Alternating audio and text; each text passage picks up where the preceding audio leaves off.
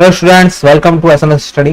आज हम स्टार्ट करने वाले हैं एक नया सेशन जिसके अंदर हम देखने वाले हैं सी लैंग्वेज के अंदर कुछ नया पार्ट देखने वाले हैं जो रहेगा आपका फोर पार्ट्स। मींस हम फोर लूप देखने वाले हैं। फोर लूप क्या रहने वाला है, फोर लूप कैसे वर्क करता है, उसका सिंटैक्स क्या होता है, वो सारी चीजें। उससे पहले एक छोटा सा कोड हमेशा याद रखना, बेहतरीन दिनों के लिए बुरे दिनों से पढ़ना पड़ता है। कहने का मतलब यह है, अगर आपकी लाइफ के अंदर बुरे दिन आ रहे हैं या आप अभी बुरे दिन हैं आपकी लाइफ के अंदर, तो इसका मतलब आप के अच्छे दिन भी बहुत जल्दी आने वाले हैं।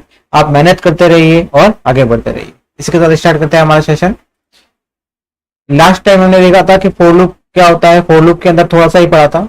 अब थोड़ा उसको आगे कंटिन्यू करते हैं। For loop in C, a for loop is a repetition control structure that take number of times. Means अगर आपको कुछ स्पेसिफिक टाइम के अंदर उस नंबर्स के अंदर उसको रन करना है या एक स्पेशल टाइम के अंदर उसको रन करना है किसी भी प्रोग्राम को, तो आप किसका यूज कर सकते हैं, हम फोर का यूज कर सकते हैं। A for loop is repetition control structure that allows you to efficiently write a loop. Means आपको क्या करना है, आपको फोर लूप अलाउ करता है क्या करने के लिए, आराम से कोई भी कोड लिखने के लिए। किसके लिए, स्पेसिफिक नंबर। मींस आप जो भी कोई नंबर है या फिर आप जो भी जितनी बार भी उसको रन करना चाहते हैं उस नंबर के लिए आप उसको आराम से रन कर सकते हैं।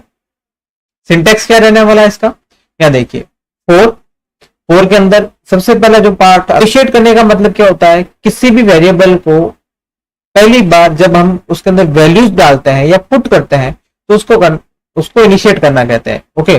और कंडीशन क्या होता है, कंडीशन आपकी जो हम कंडीशन चेक करते हैं कि उसकी कंडीशन क्या रहने वाली है। थर्ड क्या कहता है हमारा, थर्ड रहता है इंक्रीमेंट पार्ट या अपडेशन पार्ट। अपडेशन पार्ट हमारा क्या रहने वाला है। ओके। उसके बाद में क्या आता है, उसके बाद में आता है स्टेटमेंट्स। ओके। स्टेटमेंट क्या होता है, अगर ये कंडीशन आपको रन करनी है तो उसके बाद में कौन सा स्टेटमेंट रन होना चाहिए, तो वो वाला पार्ट आता है स्टेटमेंट के अंदर।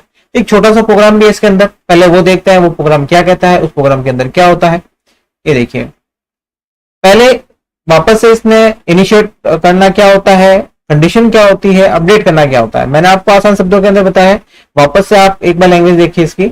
The initiate step is executed first and only once. This step allows you to declare and initialize any loop control variables. You are not required to put a statement here as long as a semicolon appears. Means अब कहने का मतलब ये है कि आपको ये जो पार्ट दे रखा है वो पार्ट आपको क्या करता है, इनिशिएट करने का काम करता है। मैंने आपको बता रखा है इनिशिएट करना मीन्स उस वेरिएबल को पहली बार आपको क्या करना, पहली बार उसको वैल्यूज को पुट करना उसके अंदर। ओके। उसके अंदर आप क्या कर रहे हैं, वैल्यूज को पुट कर रहे हैं। ओके। उसके बाद में क्या आता है, सेकंड पार्ट आता है, वो है आपका क्या, कंडीशन।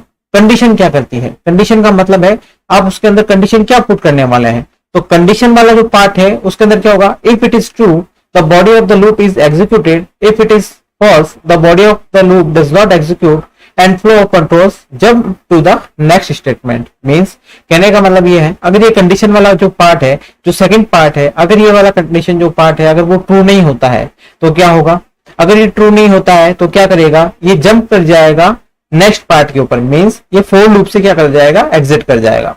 और कहते हैं कि अगर थर्ड पार्ट क्या होता है हमारा, या अगर ये ट्रू होता है तो क्या होगा, ट्रू होने पे क्या करेगा, इसके अंदर कुछ स्टेटमेंट्स हैं। ओके। मैंने आपको बताया था सिंटैक्स के अंदर, या देखिए सिंटैक्स के अंदर यहाँ मैंने लिखा है स्टेटमेंट्स। जो भी ये स्टेटमेंट है उसको क्या करेगा, उसको रन करेगा। ओके। कितने टाइम्स रन करेगा, जितनी टाइम्स ये कंडीशन ट्रू होती है। ओके। अब इसका थर्ड पार्ट देखते हैं। थर्ड पार्ट कहता है हमारा, after the body of the for loop executes the flow of control jumps back up to the increment statement. This statement allows you to update any loop control variable. This statement can be left blank as long as a semicolon appears after the condition.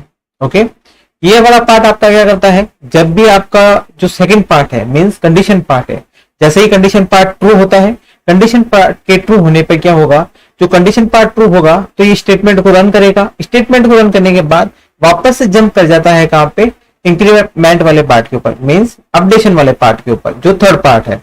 जैसे ही वो updation वाले part के ऊपर आता है उसको increment या decrement, जो भी हम कंडीशन रखते हैं उसके अकॉर्डिंग क्या करेगा, उसको इंक्रीमेंट करेगा या डिक्रीमेंट करेगा। अगर इंक्रीमेंट लगाया है हमने तो उसको इंक्रीमेंट करेगा, अगर हमने डिक्रीमेंट लगाया है तो उसको डिक्रीमेंट करता है। ओके।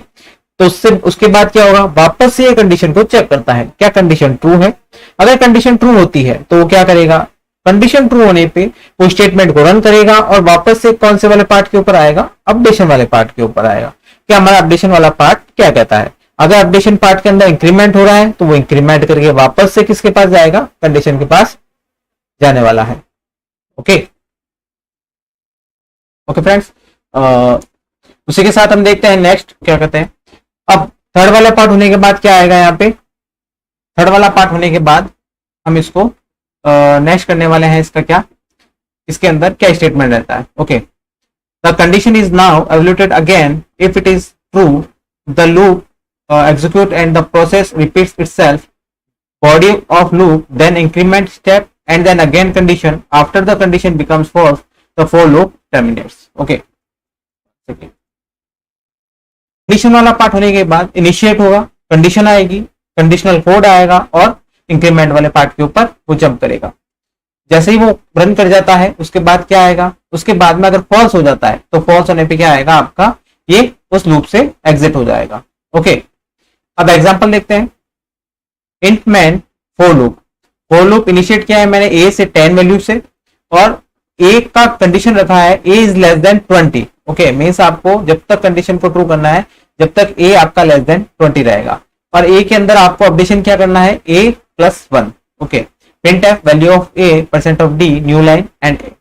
अब इसका जो आउटपुट रहने वाला है वो आउटपुट क्या रहने वाला है, ये देखिए इसका आउटपुट रहने वाला है value of A is 10, value of a is 11, value of a is 12 and goes on कहां तक, जहां तक आपकी कंडीशन ट्रू रहने वाली। कंडीशन कहां तक ट्रू रहेगी, ये 19 तक ट्रू रहेगी। जैसे ही यहाँ पे 20 आता है तो 20 से लेस देन तक आपको क्या करना है, कंडीशन ट्रू हो रही थी। जैसे ही कंडीशन यहाँ पे फॉल्स होती है ये यहाँ पे आ जाएगा रिटर्न वाले पार्ट के ऊपर।